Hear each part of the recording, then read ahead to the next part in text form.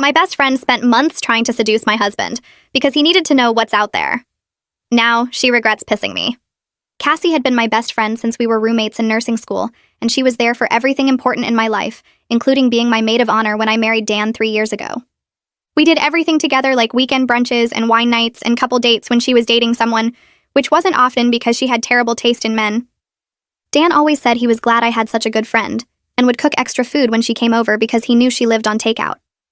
Everything was perfect until about 6 months ago, when Cassie broke up with her latest disaster boyfriend, who'd been cheating with his ex the whole time. I was there for her like always, bringing ice cream and letting her cry on my couch for weeks. Dan was supportive too, telling her she deserved better and including her in our plans so she wouldn't feel alone. That's when I started noticing things were getting weird. Cassie began texting Dan directly instead of our group chat. Just memes at first, then asking his opinion on guys she matched with on dating apps. Dan showed me everything because he thought it was funny she wanted a male perspective, but I started feeling uncomfortable when the texts came at midnight. Then came the touching. Cassie would squeeze Dan's arm when she laughed at his jokes, rest her hand on his shoulder during conversations, and started hugging him way longer than normal. At game night, she sat next to him instead of me and kept leaning into his space. When I mentioned it later, she said I was being paranoid, and she was just comfortable around him like a brother. Brothers don't usually notice when you wear push-up bras and low-cut tops, though. The clothing thing got ridiculous fast. Cassie started dressing like she was going to a club whenever she came over. Tiny skirts, crop tops, full makeup for Sunday football. She'd bend over right in front of Dan to pick up things she definitely dropped on purpose. She started wearing the same perfume I wore and even bought the same dress I'd worn on my anniversary dinner. Dan noticed and told me privately he was getting creeped out. The breaking point was my birthday dinner. Cassie showed up in a dress so short she couldn't sit without flashing everyone and spent the whole night trying to feed Dan bites of her dessert. She kept telling inside jokes from their texts, and actually sat on his lap during pictures saying it was just for fun. When Dan pushed her off, she played it like he was being uptight. That night, I told her straight up that her behavior toward Dan was inappropriate and needed to stop. She laughed and said I was being insecure, and maybe if I was more fun, Dan wouldn't enjoy talking to her so much. She actually said Dan probably liked having a friend who wasn't so boring and uptight. Then she said married men need female friends to remind them what's out there. I wanted to punch her, but instead I got creative. First, I started including my other friend Rachel in everything. Rachel was single, gorgeous, and actually respectful. Every time Cassie texted about hanging out, I'd invite Rachel too. Cassie hated not being the only single friend around, and Rachel naturally got all the attention Cassie was used to getting. Dan and I would praise Rachel constantly about her job, her apartment, her dating stories, while Cassie sat there steaming. Then I helped Cassie with her dating apps, but with some adjustments. I encouraged her to match with every guy who seemed interested and set up multiple dates every week. I'd help her get ready and hype her up, then text asking for updates every 30 minutes during the dates. When she didn't respond immediately, I'd call the restaurant to check if she was okay. The guys thought she had a stalker friend and usually bailed early. But the masterpiece was introducing Cassie to Dan's coworker, Luke. Luke was attractive, successful, and extremely clingy with women. I told Luke that Cassie loved attention and had mentioned she thought possessive guys were romantic. I told Cassie that Luke was shy and needed someone to really pursue him. Their first date lasted 6 hours because Luke wouldn't let her leave, calling it true connection. Within a week, Luke was texting Cassie hundreds of times a day and showing up at her job with flowers. She tried to complain to me, but I said it was so romantic how obsessed he was, and didn't she want someone who prioritized her? She couldn't break up with him without looking like the bad guy who led him on. While Cassie dealt with Luke, I made sure she knew how great my marriage was. Requested Reds is on Spotify now. Check out link in the description or comments. I started posting about Dan constantly on social media. Every date night got documented with photos of us laughing over dinner. Every inside joke became a public caption. Every sweet thing he did for me got shared where Cassie would definitely see it. I knew she checked my posts because the view counts went up within minutes, but her comments got fewer and fewer until they stopped completely. Dan thought it was weird how much I was suddenly sharing online since I'd never been that type before, but I told him I just wanted to remember the good times. What I really wanted was for Cassie to see exactly what she couldn't have, while Luke sent her his 200th text of the day, asking what she was doing and if she missed him yet. The silence from her end felt better than any response could have. My phone buzzed around 9 on a Wednesday night with Cassie's name flashing on the screen. The text said Luke had shown up at her apartment without warning, carrying bags of groceries and pots and pans because he wanted to cook her a romantic dinner. She wrote that she didn't know how to make him leave without seeming ungrateful since he'd gone to so much trouble, and could I please give her advice on what to say. I smiled at my phone and typed back that it sounded incredibly romantic and devoted. that most women would kill for a guy who prioritized them like that, and she should really appreciate someone who cared enough to surprise her this way. I added that maybe she just wasn't used to real attention after all her bad relationships. She sent back 3 dots like she was typing. Then they disappeared, and I didn't hear from her again that night. Dan walked into the living room and found me refreshing Cassie's Instagram for the 5th time in 10 minutes. He stopped in the doorway and stared at me for a long moment before asking what I was doing. I clicked my phone off fast and said I was just checking in on my friend to make sure she was okay. His expression stayed flat and skeptical in a way that made my stomach twist. He didn't say anything else, just shook his head slightly and went back to the kitchen. But I could feel his disappointment hanging in the air like smoke. I told myself he didn't understand what Cassie had tried to do to us, but the look on his face stayed with me for hours. 2 weeks into the Luke situation, Cassie finally tried to end it. She texted me that morning saying she was going to break up with him at lunch because things were moving too fast and she needed space. I sent back a thumbs up and went about my day at the hospital. Around 2 in the afternoon, my phone blew up with messages from Cassie saying Luke had shown up at her work instead of meeting at the restaurant, and he was crying in the lobby saying she was the only good thing in his life. She said her coworkers were watching the whole thing and she looked like a terrible person. The next text said she'd agreed to give it another chance because he'd made such a scene and she couldn't just dump him in front of everyone. I read the messages twice and felt a warm satisfaction spread through my chest. I planned a game night for that Saturday and invited everyone except Cassie. Rachel came over with her new boyfriend. Dan's coworker brought his wife, and we set up board games and snacks like we used to do. I made sure to take lots of photos of everyone laughing and having fun, posting them throughout the night with captions about how much I loved my amazing friends. Rachel pulled me aside in the kitchen and said it felt mean to leave Cassie out when she was clearly struggling. I told Rachel that Cassie had been too busy with Luke anyway, and besides, she'd made her choices when she decided to disrespect my marriage. Rachel looked uncomfortable but didn't push it further. Cassie texted me on Monday morning saying Luke had started driving her to and from work, so they could spend more time together. She said she couldn't make excuses about being tired or needing to run errands anymore because he was right there waiting in the parking lot every single day. Her message ended with the words that she felt like she couldn't breathe. I waited an hour before responding, then sent back a long text about how relationships require compromise, and maybe she just wasn't used to someone being so attentive after all her flaky exes. I wrote that she should try to appreciate having someone who actually wanted to be around her instead of pushing away a good thing. She left me on read. Dan's best friend Boyd came over on Thursday night for beer and sports. They sat in the living room while I took a shower and I heard their voices through the bathroom door when I turned off the water. Boyd was asking Dan if everything was okay with me because I seemed different lately, more focused on other people's problems than my own life. Dan's voice got quiet and serious as he admitted he was worried about how obsessed I'd become with the whole Cassie situation. He said I wasn't acting like myself, and he didn't know how to bring it up without starting a fight. I stood frozen with my towel wrapped around me, listening to my husband tell his best friend that he was concerned about who I was becoming. Friday afternoon, Cassie called me instead of texting. Her voice was shaky and thick with tears as she told me Luke had gone through her phone last night and gotten upset about her having male coworkers' numbers saved. She said he'd asked why she needed to talk to other men when she had him, and he'd made her explain every single contact in her phone. I could hear the fear under her words, the way she was asking me if this was normal relationship stuff, or if she should be worried. Part of me knew I should tell her to run, but the other part remembered her sitting on Dan's lap at my birthday dinner. I told her Luke was probably just insecure from past relationships, and she should be patient with him while he learned to trust her. She thanked me quietly and hung up. I felt satisfied. My coworker Fairchild caught me in the break room on Monday and mentioned she'd seen me and Dan at that Italian place downtown on Saturday night. She asked if it was weird running into Cassie and Luke there since they'd been sitting just a few tables over. I felt my face get hot as I realized Dan had definitely noticed where we were eating, had probably figured out I'd chosen that specific restaurant because I knew Cassie and Luke would be there. Fairchild kept talking about how cute Dan and I looked together, compared to how tense Cassie's table seemed, and I mumbled something about needing to get back to work.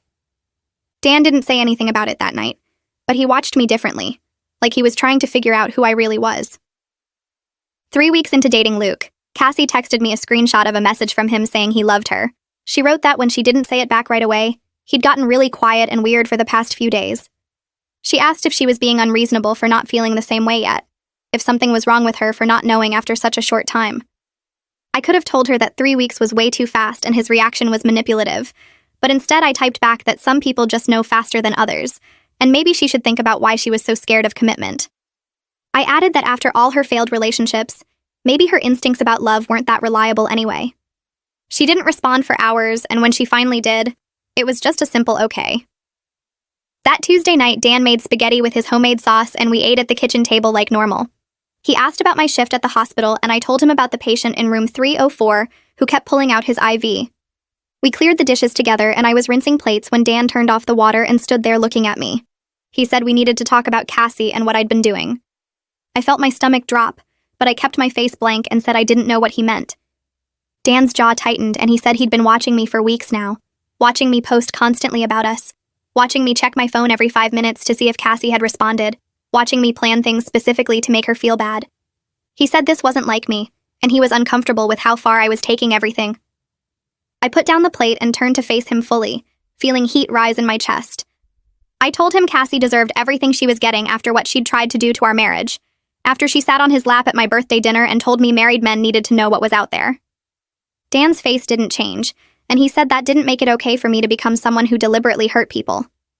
He said when he married someone kind and genuine, not someone who manipulated situations to cause pain.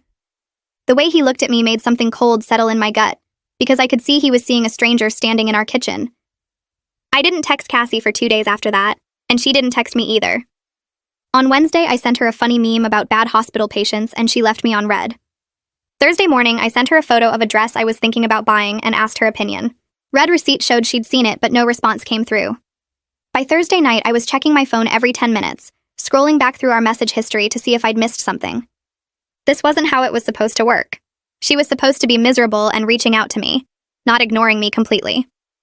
Friday afternoon, my phone finally buzzed with her name, and I grabbed it so fast I almost dropped it. Her message said Luke needed a lot of her attention right now, and she'd catch up with me later, maybe next week sometime. I stared at those words feeling panic instead of victory, because I was losing control of the whole situation. Saturday morning, I drove to Cassie's apartment without calling first. I knocked 3 times before she opened the door, and when she did, I barely recognized her. She'd lost weight and had dark circles under her eyes, and her hair was pulled back in a messy bun. She looked surprised to see me, but stepped back to let me in. Luke was sitting on her couch with his arms stretched across the back cushions like he owned the place. He glanced at me but didn't smile or say hello, just turned his attention back to the TV. Cassie gestured toward the other chair and I sat down, trying to catch her eye. I asked how she was doing and she opened her mouth to answer, but Luke cut in saying they were doing great, spending lots of quality time together. Cassie's smile looked forced and I noticed how she kept her body angled toward Luke like she was monitoring his reactions. I tried asking about her work, and Luke interrupted again to say she'd been so busy lately, that's why she hadn't been responding to people. The way he said people made it clear he meant me specifically. Every time Cassie started to speak, Luke would add something or correct her or finish her sentence. I watched this pattern repeat 4 times in 10 minutes, and realized the monster I'd created was so much worse than I'd intended. Cassie stood up and asked if I wanted some water. I said yes, even though I wasn't thirsty because I wanted to see if she'd go to the kitchen alone. She did, and Luke immediately got up to follow her. I heard their voices in the other room, and Luke's tone was tight and controlled.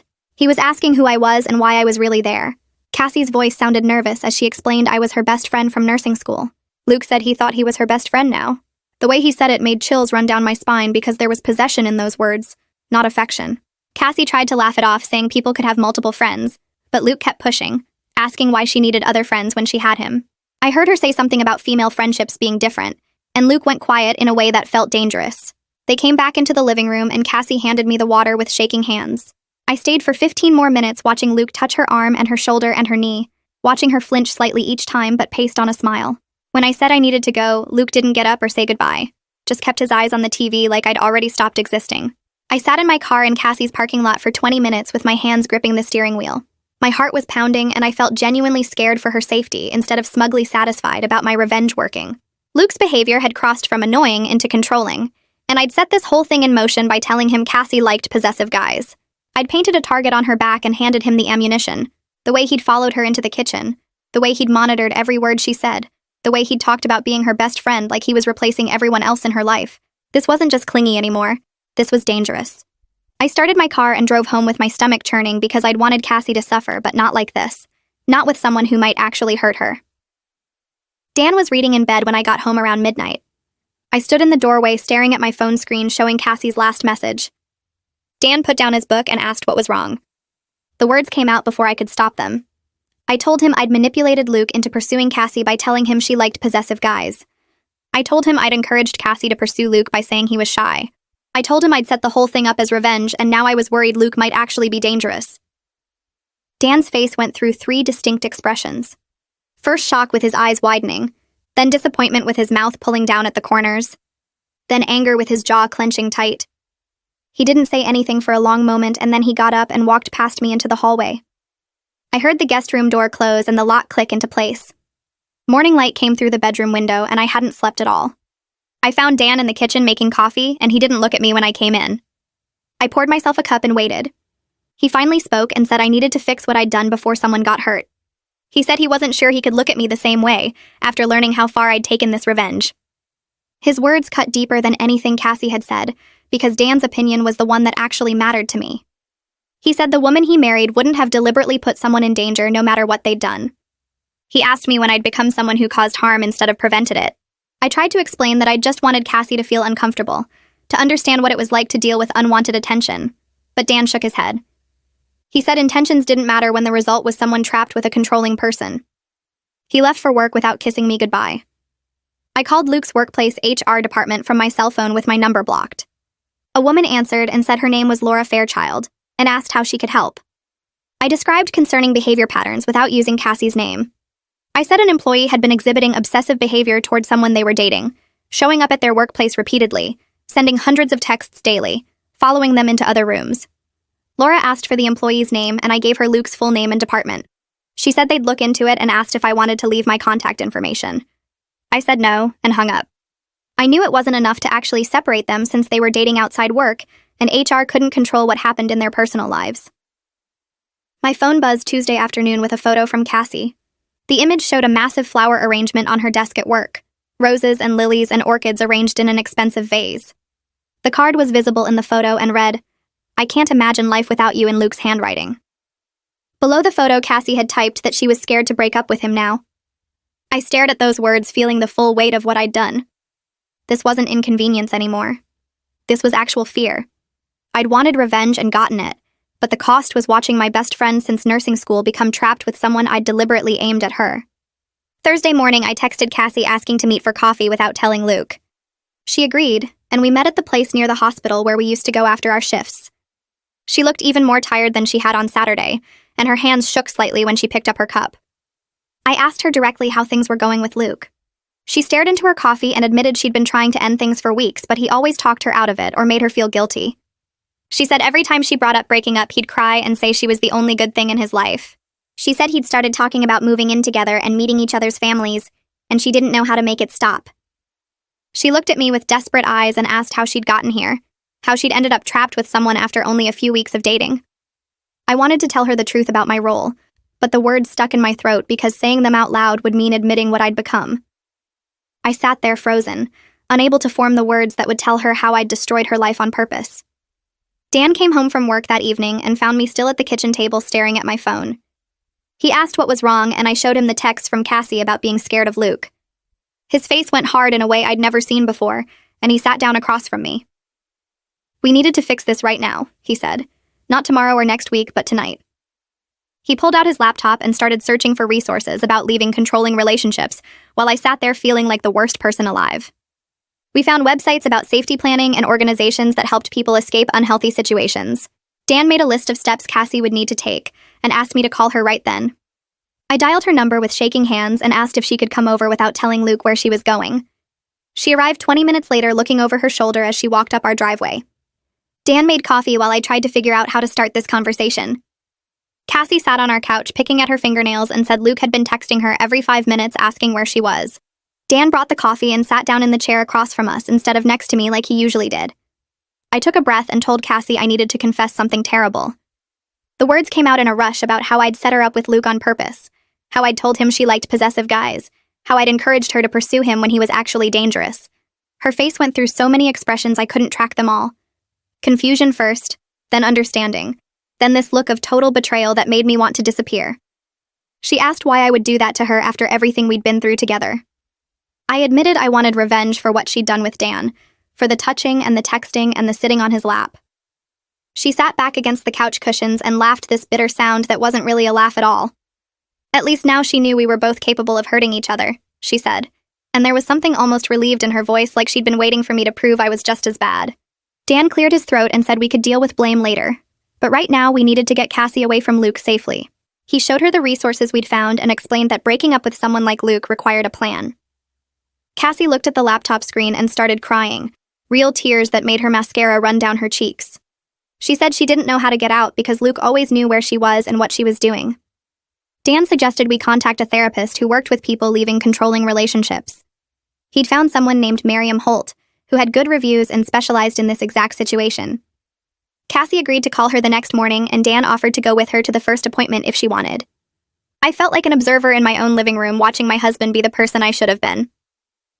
The next day, Cassie met with Miriam and came back to our house afterward to tell us what happened. Miriam had taken her seriously right away and started working on a safety plan. She would see Cassie twice a week and help her prepare for the breakup. The plan included having people present when it happened, blocking all of Luke's contact information immediately after, and documenting everything in case she needed a restraining order. Cassie looked scared, but also determined in a way I hadn't seen since nursing school when we'd studied for our licensing exams together. Over the next 2 weeks, Miriam helped Cassie practice what she would say and prepare for Luke's likely reactions. Dan and I agreed to be at a nearby table during the breakup for safety. Cassie chose a busy restaurant downtown where there would be lots of witnesses. The night came faster than I wanted it to. We got there early and sat at a table where we could see Cassie's booth but weren't obvious. Luke arrived first, and I watched him check his phone repeatedly while he waited. Cassie walked in 10 minutes later, and I could see her hands shaking from across the restaurant. They ordered drinks, and Cassie started talking. I couldn't hear the words, but I could see Luke's face change from confused to upset to angry. His voice got louder, and people at nearby tables started looking over. Cassie stood up to leave, and Luke grabbed her wrist. Dan was out of his seat before I could move. He walked over and told Luke to let go of Cassie's arm. Luke released her, but started crying these loud sobs that made everyone stare. He was saying things about how Cassie was his whole life, and he couldn't live without her. The restaurant manager came over and asked if everything was okay. Cassie said she was leaving, and Luke needed to stay away from her. Luke tried to follow her out, and the manager blocked his path while calling for other staff members. They ended up having to physically escort Luke out through the kitchen entrance while he shouted Cassie's name. We took Cassie back to our house where she sat on the couch shaking and crying.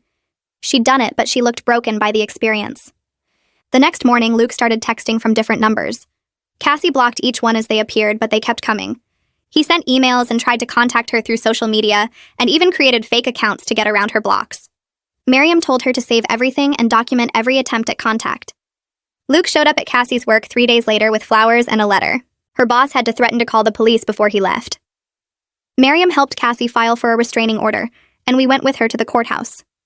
The legal process took weeks of paperwork and waiting for court dates. Luke contested the order, and Cassie had to stand in front of a judge and explain why she was afraid of him. She brought all the texts and emails and documented visits. The judge granted the temporary order and set a hearing date for the permanent one. Luke violated the order twice before the hearing, once by showing up at Cassie's apartment building, and once by sending a letter through a friend. Each violation got added to the case file. The day of the final hearing arrived, and Cassie was so nervous she threw up in the courthouse bathroom. Dan and I sat behind her in the courtroom while she testified about Luke's behavior. Luke's lawyer tried to make it sound like she'd led him on and then changed her mind. The judge cut him off and said the evidence was clear. The permanent restraining order was approved. Cassie walked out of the courthouse and started crying again, but this time from relief. 2 months passed before Cassie and I met for coffee at the place near the hospital where we used to go after our shifts. We sat across from each other, and both of us seemed careful with our words. She asked how things were with Dan, and I said we were working on it. I asked how her therapy was going, and she said Miriam was helping her understand why she'd been vulnerable to Luke in the first place. The conversation felt stiff and awkward, like we were strangers trying to be polite. Cassie finally said she didn't know if we could be friends the way we used to be. I agreed and said maybe we could be something different eventually, but we both needed time.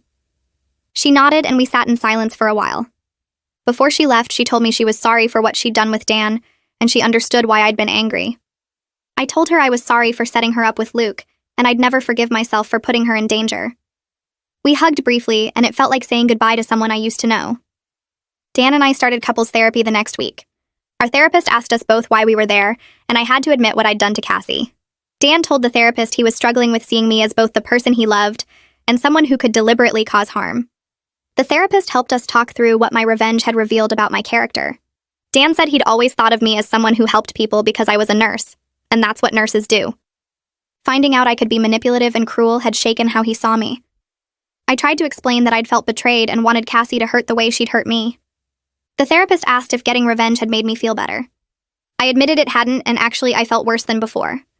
We went to therapy every week, and slowly Dan started to trust me again, but it wasn't the same easy trust we'd had before.